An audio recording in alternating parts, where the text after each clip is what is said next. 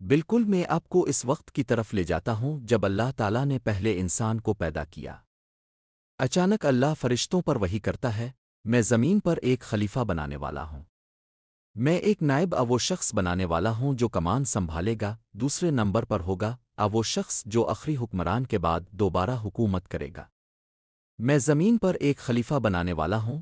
اب جب اللہ نے یہ کہا تو ابلیس بہت خوش ہوا، کیونکہ ابلیس جانتا ہے کہ فرشتے زمین پر حکومت کرنے والے نہیں ہیں۔ اگر کوئی ہے تو جنات کی تخلیق ہوگی۔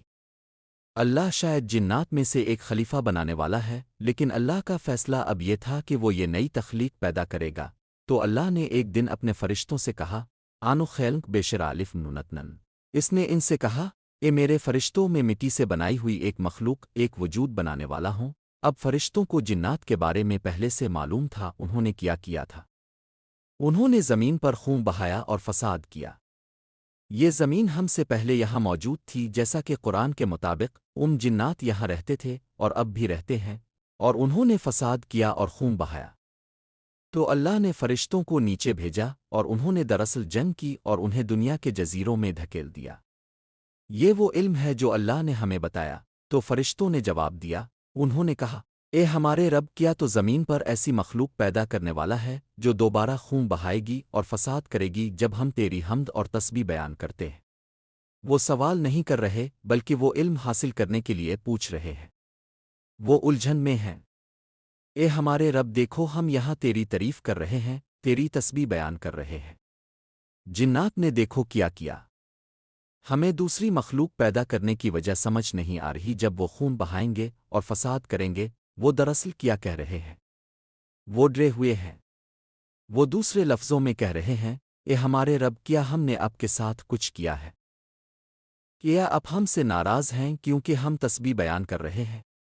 ہم یہاں ہیں، لیکن ظاہر ہے کہ وہ نہیں سمجھے کہ کیا ہو رہا ہے۔ خدا نے انہیں اس کی وضاحت نہیں کی کیونکہ وہ اس وقت تک نہیں سمجھیں گے جب تک وہ دیکھ نہیں لیتے۔ تو اس نے صرف یہ کہا، میں وہ جانتا ہوں جو تم نہیں جانتے۔ تو اللہ نے آدم کو پیدا کیا۔ اللہ تعالیٰ نے جبرائیل کو حکم دیا کہ وہ دنیا کے مختلف حصوں سے مٹی لائیں۔ اللہ نے زمین کے مختلف حصوں کو لیا اور اسے مٹی میں ڈھال دیا۔ وہاں سے اس میں پانی ڈالا گیا یہاں تک کہ وہ مٹی سیاہ اور کالی ہو گئے۔ اور پھر اللہ نے اس مٹی کو انسان کی شکل میں ڈھالا۔ اور پھر اللہ نے کیا کہ اس نے اس کے خشک ہونے تک انتظار کیا، تو یہ مٹی اب خشک ہو جاتی ہے۔ پھر اللہ اس کے اندر سوراخ بناتا ہے۔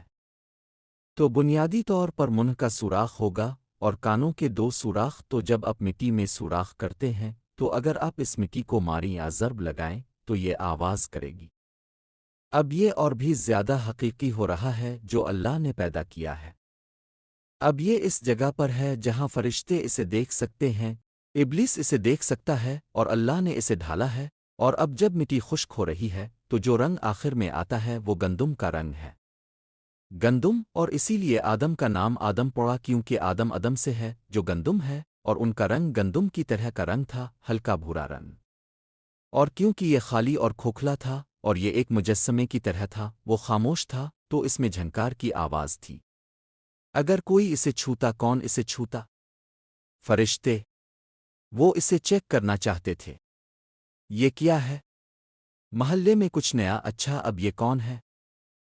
یہ کیا ہے؟ یہ کس چیز سے بنا ہے؟ یہ پہلی بار ہے جب ہم اس طرح کی تخلیق دیکھ رہے ہیں۔ یہ کیا ہے؟ تو وہ اسے چھونے جاتے تھے اور جب وہ اسے چھوتے تھے تو اس سے جھنکار کی آواز آتی تھی۔ کچھ روایات میں ہے کہ فرشتے ڈر جاتے تھے، پتھر بن جاتے تھے، بھاگ جاتے تھے، لیکن ابلیس وہاں رہتا تھا۔ ابلیس یہاں سوچنا شروع کر رہا ہے، اس مخلوق میں کیا خاص بات ہے جو خدا نے پیدا کی ہے؟ اور ساتھ ہی اس کے دل میں حسد کی ایک شکل پیدا ہونے لگی۔ کیوں؟ یہاں ابلیس فرشتوں کے مرتبے میں ہے، اپنے رب کو خوش کرنا چاہتا ہے، اپنے رب سے محبت کرتا ہے، اسے خوش کرنا چاہتا ہے۔ اور اب کچھ ایسا ہوا جس کی اس نے کبھی توقع نہیں کی تھی، کبھی سوچا بھی نہیں تھا، اور اچانک اسے کچھ عجیب سا محسوس ہوا۔ وہ اسے قابو کر سکتا تھا لیکن اس نے اسے غالب آنے دیا، اسے کھا گیا۔ یہ حسد تھا۔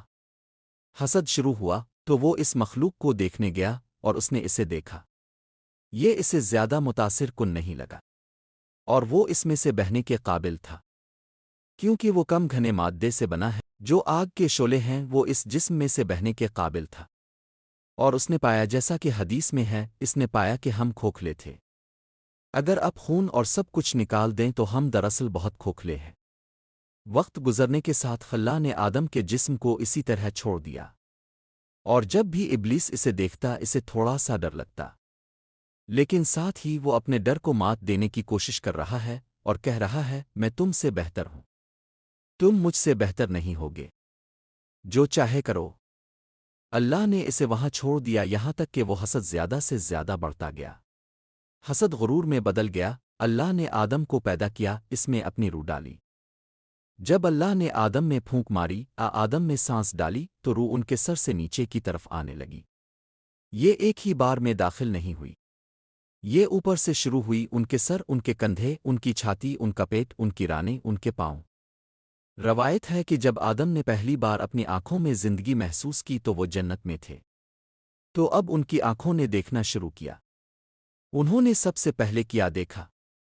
انہوں نے جنت کی خوبصورتی اور جنت کے خوبصورت پھل دیکھے۔ تو آدم کیا کرنا چاہتے تھے؟ روح اور زندگی ان کے پاؤں تک پہنچنے سے پہلے آدم چھلانگ لگا کر پھل لینے جانا چاہتے تھے۔ تو تعالیٰ فرماتا ہے، انسان جلد بازی سے پیدا کیا گیا ہے، جلدی جلدی جلدی، ہمیشہ سب کچھ جلدی جلدی چاہتا ہے۔ انسان کی فطرت، قدرتی میلان، خواہشات اور پھر زندگی اور روح آدم کے پورے جسم میں داخل ہو گئی۔ اب آدم زندہ ہو گئے۔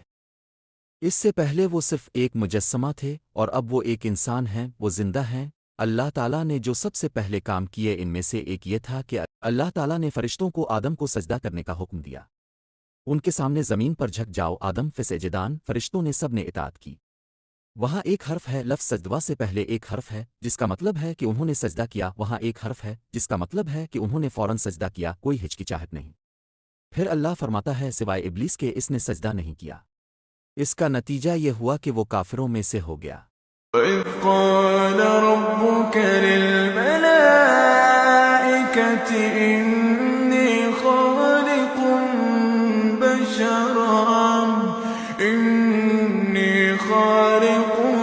بَشَرًا مِّن صَلْصَالٍ مِّنْ حَمَإٍ مَّسْنُونٍ فَإِذَا سَوَّيْتُهُ وَنَفَخْتُ فِيهِ مِن رُّوحِي فَقَعُوا لَهُ سَاجِدِينَ فَسَجَدَ الْمَلَائِكَةُ كُلُّهُمْ